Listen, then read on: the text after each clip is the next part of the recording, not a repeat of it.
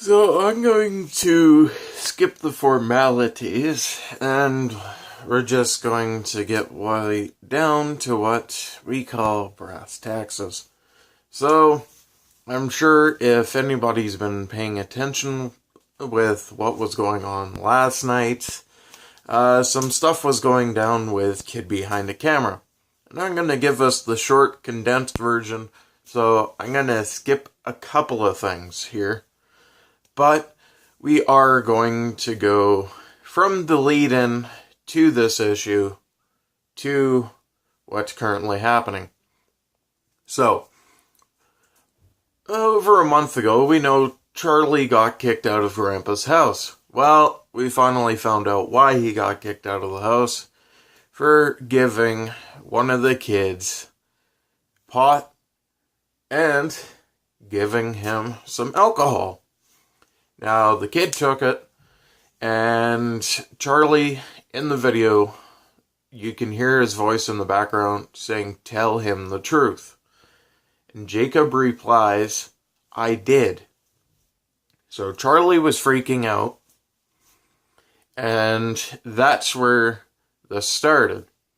Now, moving on later, we had all of this Ouija board stuff that was going on with them thinking they're haunted, this sort of thing. And then they started playing around with the Ouija board, and then everybody told them they messed up. Because rather than finishing, they took their hands off the board 3 or 4 times, and then they decided to burn it. Now, a couple videos ago, Charlie was acting a little weird. He wasn't his quirked up self. He was more... how's the word? He was starting to become more and more unstable because things were getting to him.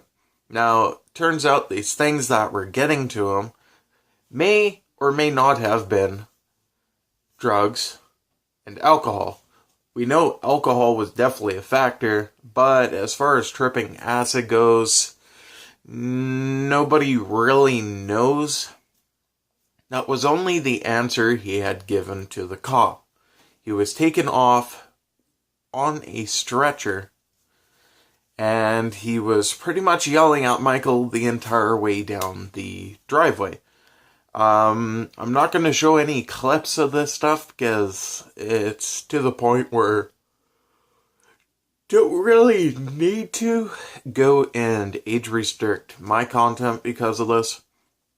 But he was yelling at Michael while he was going down.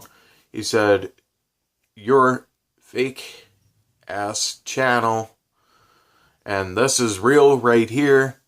You see a really, really distorted shot of him being taken down the driveway, and then you see the police car.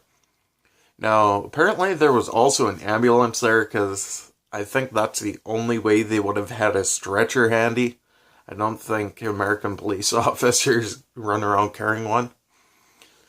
It's not really funny, but there was definitely something going on. The last video that they did with Charlie, that said Charlie's leaving, Charlie became paranoid, and that's when he had already became unhinged. In the video, Michael said that Charlie didn't like he was moving. It looked like he was dead. Now, if he was drinking till he passed out, that could be a determining factor of why he was just completely passed right out. But now we're going to go over to Charlie's side.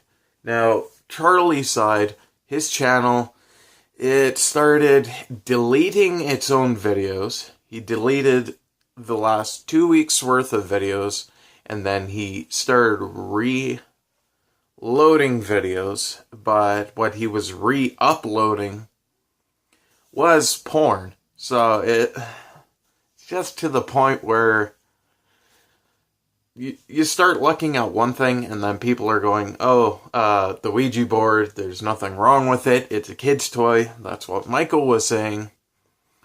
But ever since they used the Ouija board, things have been going a little strange. And I know certain people are going to be like, well, that could just be a coincidence. Well, it's all up to a person's opinion and beliefs, I guess. But that's what was going on with that, and now we're back up to the future here. And it's to the point where they're just completely confused. Now, last night, what had gone down? Charlie started making accusations towards his brother Michael, kid behind a camera, and his father, and Bridget. So, there was a lot of stuff. Sorry about that. But, as we know, Bridget got punched in the eye. We actually haven't seen anything as towards how severe that is. Because if you're a person that wears glasses and you get punched in the eye, more often than not, your glasses goes into your eye and sort of pokes yourself in the eye. But the information we got from Keem and Michael himself on Drama Alert, which I know a lot of people don't like to watch because Keem can be on the border with some people. If you don't do stupid stuff, you shouldn't have a problem with Keem. But, anyways, it's believed that Bridget got punched in the eye. Yet we haven't actually seen anything, but I'm willing to bet with how unhinged he was in those videos, more than likely it did actually happen. But that's not the point I'm trying to get at here. Point is, there was definitely something going wrong. Charlie is claiming it's acid, but it doesn't really seem like somebody that was tripping acid. It more or less seems like somebody that was A, either possessed, or B, doing bath salts. It's one of the things that you just say something to get somebody off your back, so I'm pretty sure that's what happened. Same police from earlier arrived, arrested Charlie. Charlie's sitting in jail.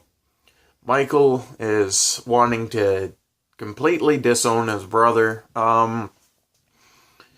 And the other part is they're going to be pressing charges. Now, they also wanted to press charges over the destruction of the pool house. Now, that was in the pictures, had glass all over, and apparently Charlie had already been lunging at Michael, and he threatened to stab them with a shard of glass. Now, apparently Doug came over and tried helping Bridget clean it up, but the entire place is a mess, and apparently Charlie tried burning either the pool house or his finger off. But let's just rewind this back to the part where I said disowned. Now, I know there was a lot of conflict between the two brothers, and he said in the video last night, that's the reason why I hadn't talked to him in 4 years, is because he does sort of stuff like this. Man, what am I going to say to try and nullify that? Yes, it's really bad what he did, but after all, you kind of only have one family. I guess have your girlfriend's family too, since you're common law, but you only get one family. You don't want to end up like me, where you don't want to have nothing to do with your other side of your family. It's not worth it in the long run. It's just stupid. So you don't want to die hating somebody over something that happened a while ago in the past. I know you say, oh, I'll never forgive him, but just forgive him, and if he comes, apologizes, just say, I accept your apology, but would you please go? That's all you have to do. But anyways, that's all I'm going to say about this, because that's all the time I have. So, see you next Monday.